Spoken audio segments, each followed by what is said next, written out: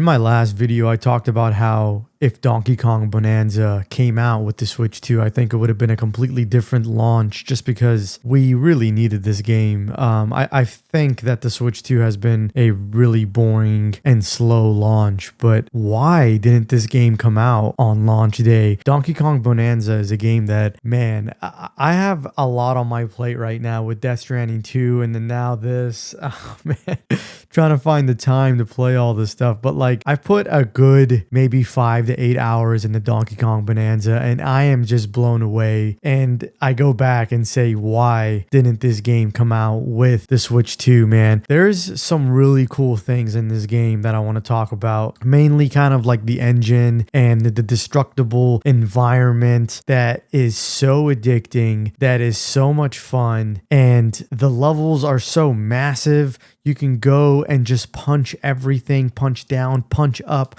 punch all over. You can go Super Saiyan and go crazy and punch things that you otherwise couldn't punch as regular Donkey Kong. It is such a fun time, man. And this is the game that is going to make me appreciate the Switch 2 a little bit more. When I got this console at launch, and I spent some time with it, but I felt like it was a little bit lacking. It was kind of boring. How much can you play Mario Kart World? I'm not, the biggest Mario Kart fan out there. I do enjoy them. I definitely do. But this is the game that is right up my alley. This is definitely my type of game. And this should have came out on launch day, man. I know I'm going to keep saying that, but it is a blast, dude. It is absolutely a blast. And you can see the DNA from, the Mario Odyssey team. It is so good in hiding all these things in the world. And then you just go explore by pretty much demolishing the map. And I think they call this like the voxel engine or whatever. I'm not sure, but everything is destructible. And I think where it gets really addicting is the fact that you find chests, you find all of these gold, and then you can clap to collect everything. And then, the game gets a little bit deeper with some of the mechanics when it comes to movement, and you can pull off a piece of stone or mud and you can ride that. You can roll, you can turn into a pretty much stronger Donkey Kong where he's able to destroy things, and that's where the music comes on. Like there's definitely a lot of cool things with this game. There are some drawbacks. I feel like the graphics here are not like, they're nothing to really write home about. I think it works. I think it's fine, especially given what this engine is doing. It's doing a lot. Like you're going to be destroying and terraforming maps. And I think you can give the graphics a little bit of leeway here. I think, in my opinion, they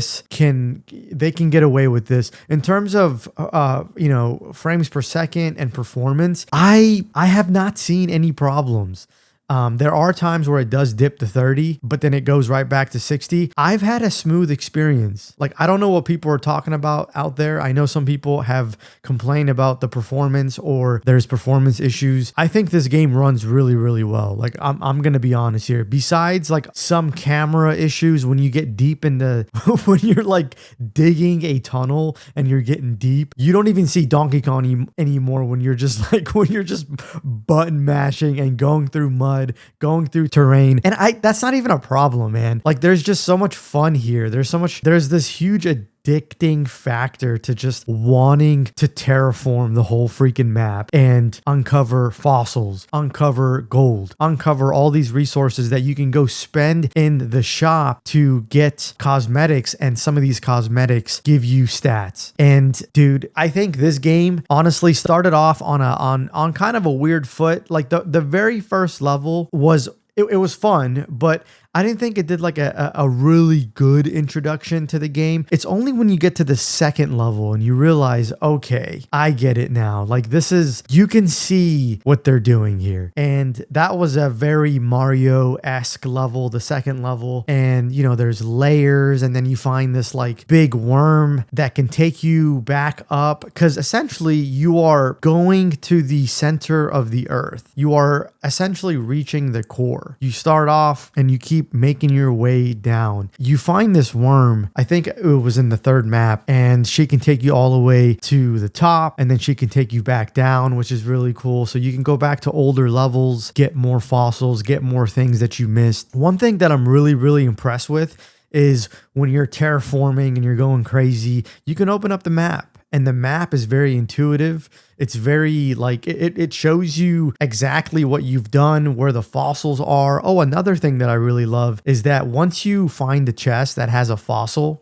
map, then you can start singing along, and then that will show you where the fossils are on the map, or your next objective, or a banana if you have the map for that, or you're maybe close by to a banana. But there was a point where I kept opening up the map to see where the fossils are, and then I realized that if you just sing, you can find all the fossils that you've uncovered through the fossil maps. So I thought that was really cool. It made traversing and exploring definitely much easier. Another thing that I really love is when you go full blown Super Saiyan Donkey Kong and the music ramps up and you're just, dude, it is such a blast. And when you do when you hold down the punch and he just goes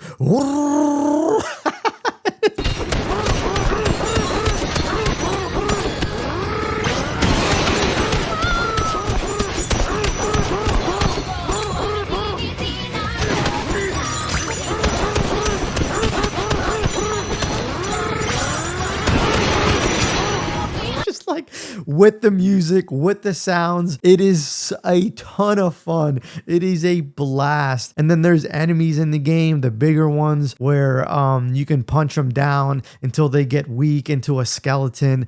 That's really cool. Yeah, man. My first impressions have been very, very positive. I think there were moments in the game where, especially in the beginning, it didn't really click with me like what this type of game was. Yeah, I could destroy everything, but I was really beelining it to the objective because I thought that's kind of how it worked. Only until I got really into the third map. And by the way, the third map, when you start out, it really looks like Elden Ring. I don't know, man, unless I'm crazy here, unless I'm seeing things, but it almost looked like they took some inspiration. Maybe there's some fans at Nintendo who love Elden Ring, but I just got some Elden Ring vibes with that map when you start out with the tree in the background in the sky and the sunlight, the rays of beam shooting in. I got Elden Ring vibes there, man. But it was only until that third map, because there's so much land, that I realized like I understand what this game is. This game is like a terraforming style game, and you're just digging and punching and you're moving all over the place to uncover gold and chests and fossils and bananas. And I thought that was really, really cool because the second map was a little bit more Mario-esque. You know, you can obviously still terraform and stuff like that, but it was the third map that really